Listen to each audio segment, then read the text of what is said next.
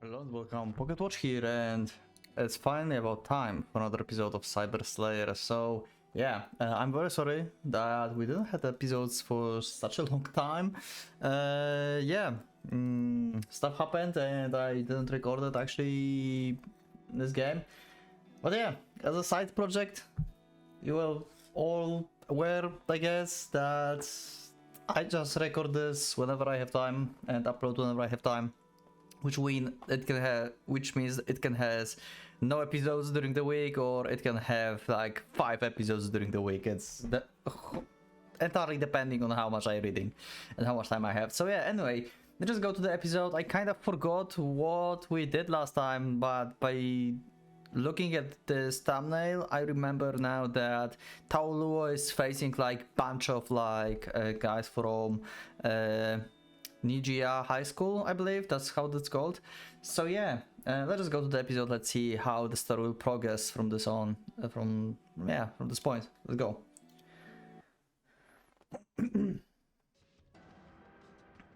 Wang and the others have engaged Taoluo, yeah.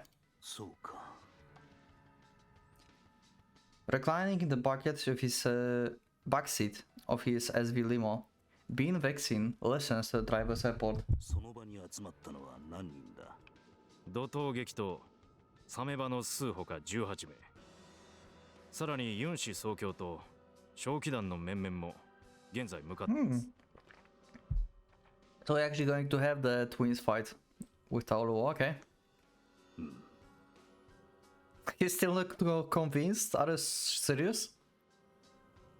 Nearly every reputable cyber warrior in the Qingyun society has joined the hunt. Among the old society members who were dissatisfied with Liu rule, no small number had harbored sympathies for Kong. However, that all ended last night. Attack on the Shanghai cybernetics carried out by his accomplices, coupled with the finally released video proving his hand in the Li Zaiyu assassination, has brought every hero under the same banner. Okay, so he had some supporters, but now they're gone. Now there's no one who will show mercy towards Kong Taoluo. If only we had done this sooner. Each time that thought passes through his mind, Bean regrets anew the enormity of the damage Kong has wrought.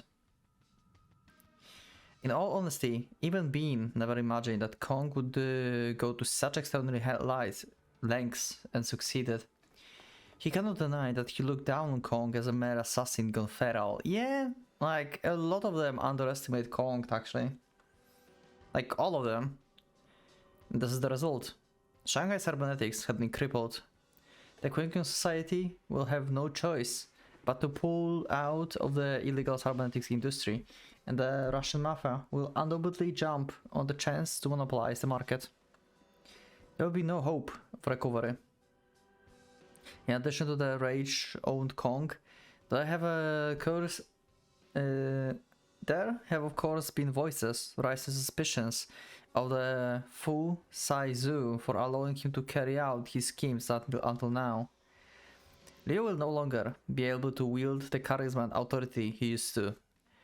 Yeah, that's a problem for him.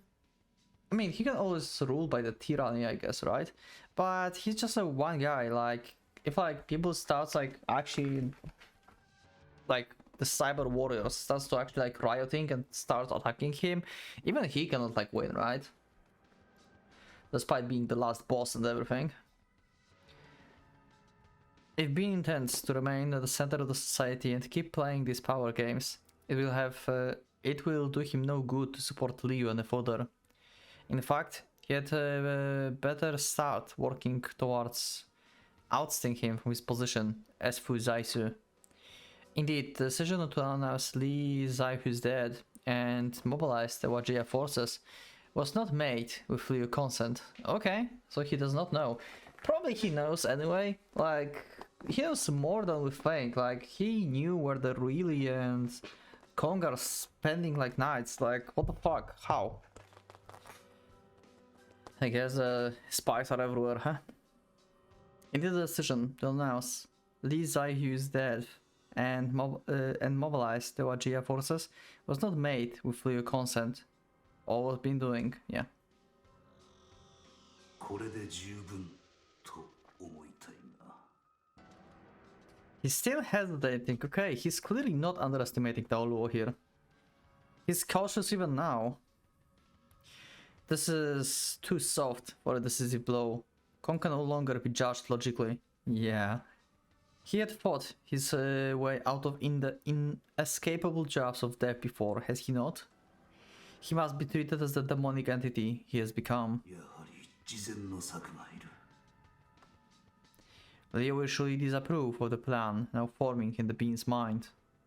Even so, Bean will see it done. I wonder if we are not going to have Bean against Taoluo, but there will be actually Liu who's going to actually find Bean and kill him or something. For like his disobedience. Only then he can take the first step towards overturning the balance of power that has persisted between them until today. As Bean shivers in anticipation of battle, his limousine races towards the estate of Liu Haojun.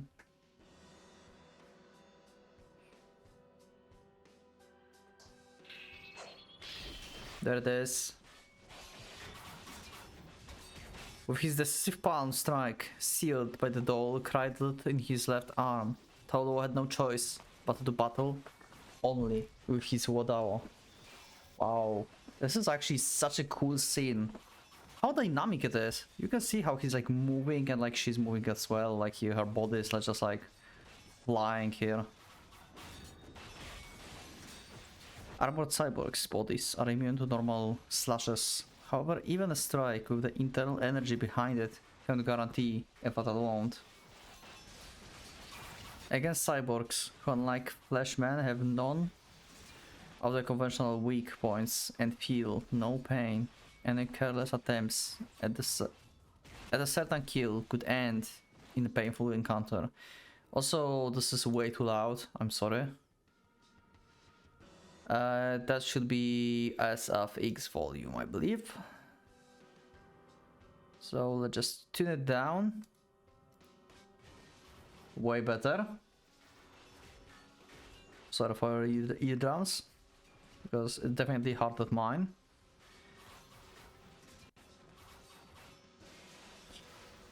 The only definitive weak point in here is the brain. But with both sides well aware of that, attacks to the head are the first to be seen through. With all other avenues of attack blocked, the outgoing that warrior must necessarily fall back on defense alone. There can be no hope of victory. And yet, just as being feared, Kong Taoluo fights with a demonic fury. He somehow still managed to do this, huh? Is it because he mastered his ways of his school, right?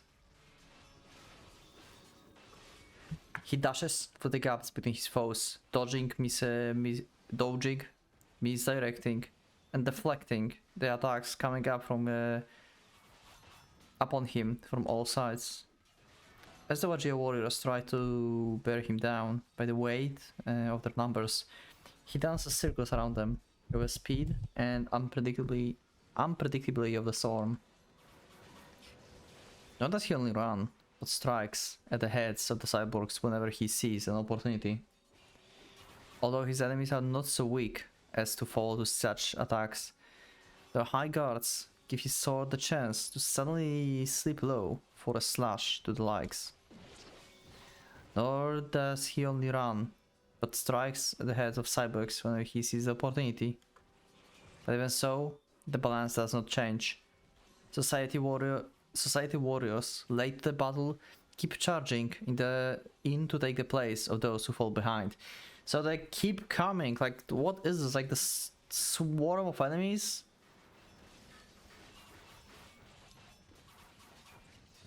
How many is there? Fighting a desperate battle in the rain with no end in sight, Taoluo visage as none other than a demon of war.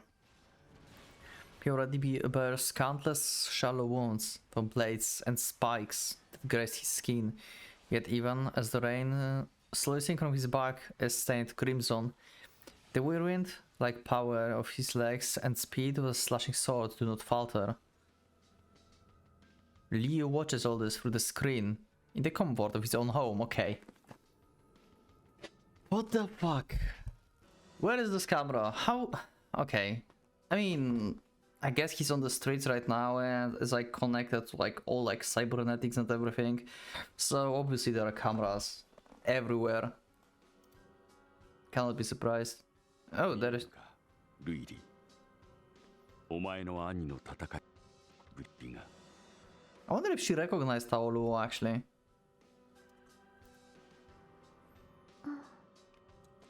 Nope, she does not. Okay. The giant sitting on Liu's lap stares blankly at the screen, giving no hint to whatever she understood the importance of the image. The video is being sent from the surveillance drone, situated 700 meters away from the battlefield. Okay. The all involved in the brutal struggle are aware of its peering lenses. Yeah, seems like it. その様子だな。 Leo responds nonchalantly to the report from the drone operator. Yeah, it's like he don't care that he escapes because he did not approve this plan anyway. よろしいですか。それには及ばん。ターロンが離脱し次第、人をしろ。 Okay. With those curt orders, Leo cuts the transmission and puts his arms once more around the doll's shoulder, whispering into her ear. しっかりと目に焼き付けておけ。あの奮闘も、すべてお前一人を求めてのことだ。 Okay. 今 That's weird. 遠い家だけでしかないが、いずれはすぐ Huh. 近から見せてやれる。 Is he trying to make really like against him or something? Huh. その時は奴の叫びを聞いてやれ。涙の味を舐めてやれ。 Okay. 奴の流す血の一滴一滴までがルイリー。 Huh. It sounds like she have like combat form just like Petrushka had, or he's like making her like talking to her in a way so like in her mind Taolu is like bad guy or something. I guess. But if you think about this, if she will actually buy this, like if she actually understands this and she will like think that Taolu was actually the enemy and everything, then if she transferred this mind to this one, then this one might be hostile towards Taolu, maybe? So that's all going to the back to the Fury, that what I said, that we don't know what will happen if Real will be back, if she like really wanted this or not. And she might not be happy with that. Seems like it might be like more than not just happy. She might see him as the enemy, maybe. Because that would be like tragic, right? Like he's trying to get his sister back and she turns against him, and maybe he will have to like kill her with his own hands or sacrifice himself and just like let her kill him. There is possibility now when I think about this because of what Leo said to really there. It all depends if like she can understand what Leo says and actually like take into account everything and just blindly obey. As he ducks under the blow from the monk with 4 vices wolf tooth staff and darts inside his range, Paolo directs his attention for a split second to Rui's arms wrapped around his neck. Her slender limbs are still wound tightly around him. With this timing, he needed worry about throwing her off. The instant he confirms this, Taolu let go of her waist with his left hand and unleashed the lightning palm, striking everything on one burst of chi. His entire body paralyzed by the unexpected death blow, The monk with the four vices crashes with tremendous splash into the dirty water, flowing around their feet. Taoluo immediately renews his hold on Ruili and prepares his blade to defend against the next foe, and they realize that the battlefield has gone silent. Okay. They stopped following them? I mean, yeah, like Liu said that they will not follow him, but was that really the last enemy? An aura of bloodlust had saturated the area, like the static charge before lightning strike, now is gone. Still gripping his sword, Taolu uses his right sleeve to wipe away the blood, dripping into his eyes from his forehead. With his vision restored, the dark, narrow view from moments ago seems like a dream. The torrential rain had sped up and strengthened the flow through the aqueduct when Taoluo finds himself standing knee-deep in filthy water. He was so focused on struggle that he can hardly remember how he managed to end up at the bottom of this channel. He has even lost track of how much time has passed. So intense and drawn out was the battle. In any case, the enemy he just defeated appears to be the last of his pursuers. To face more than 20 combat cyborgs and escape from their clashes, his luck is nothing short of miraculous. Yeah, pretty much. And that's also a skill and adrenaline kicking in, I guess. He must not lower his guard, however. He didn't make his escape by cutting down all of his attackers. Most of them merely lost sight of Taoluo amid the chaos. If he differs here, he will likely soon be found again. He has to get to a safe place while he has the chance. He takes a step and falls to his knees as a sudden tearing pain rips through his lungs. Yeah, adrenaline is like wearing off, and he actually can feel like what kind of injuries he actually got. Well, shit. How can you... Okay, can like the chi heal his lung? Like wound into the lung?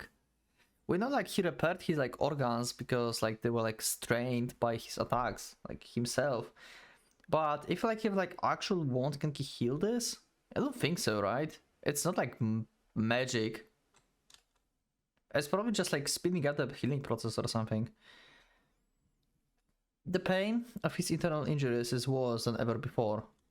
Oh, this is just like his normal thing about losing the chi. Okay, I thought like he got like actually stabbed into the wounds or something. Into the lungs. It seems that the damage from his repeated uses of electromagnetic discharge has finally built up to the point where his life is in immediate jeopardy. Taoluo curses in silent frustration. It's too soon.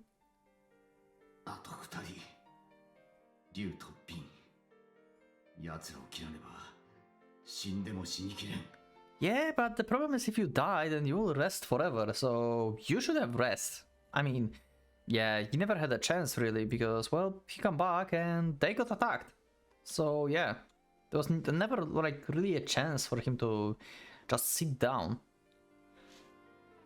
He leans back against the wall of the aqueduct, barely supporting himself on his trembling legs, and tries to suppress the pain by bringing his breathing under control. Oh.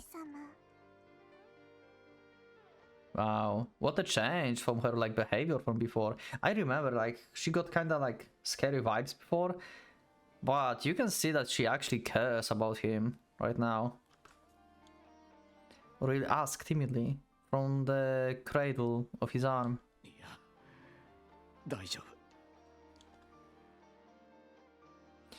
Reminder of his duty by her anxious voice. Taoluo summons up all of his strength to present a reassuring facade. Yeah, still trying to protect her.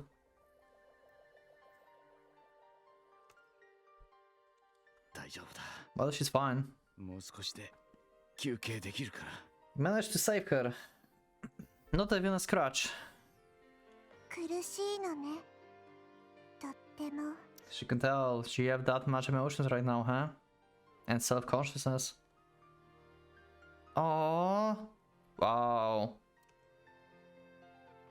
Okay. Something soft and smooth presses against the side of Toluo's sunken hollow face. Really cheek. 我慢しないで。痛いのも苦しいのもみんなルイリにちょうだい。